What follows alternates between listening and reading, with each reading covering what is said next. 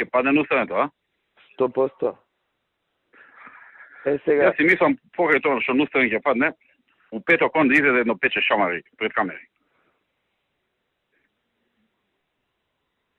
Да влезат граѓани и еден граѓан да дојде да му удари 3 шамари. Јаки. И да ти искочи.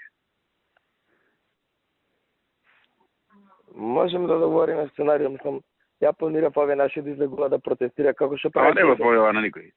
Не, добро. Ти ако се раче, џабе нема ќе знае и ќе спречи. Значи ептено онака, значи тоа е исто како мали џокица замислува нешто, си прави одлука и си пише што сака во одлуката. Подготвива Мартин и Суле да спремаат од утре да маваме. Добро, ги има материјали. Пето ќе му составиме едно 2000 луѓе пред центар. Дел ќе си влезат и унатре, пошто нели имаат право граѓани да влезат. Да.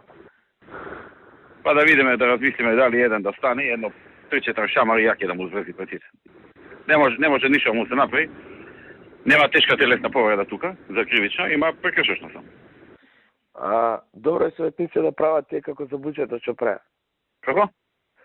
Нашите советници да прават како за тие што прават за буџетот. Излегуваат да викаат спротивно на закон, не си ти устав да цениш, кој си ти устав да цениш. Да. Кривично. Ќе му спречиме седмица. Тоа е. Нема да може, додажи една седмица. Важи, ќе спреме Мартин. Али да имаме со аргументи да ја напумпаме атмосферата дека прави фалш, за после тоа да има оправдување за тој чин.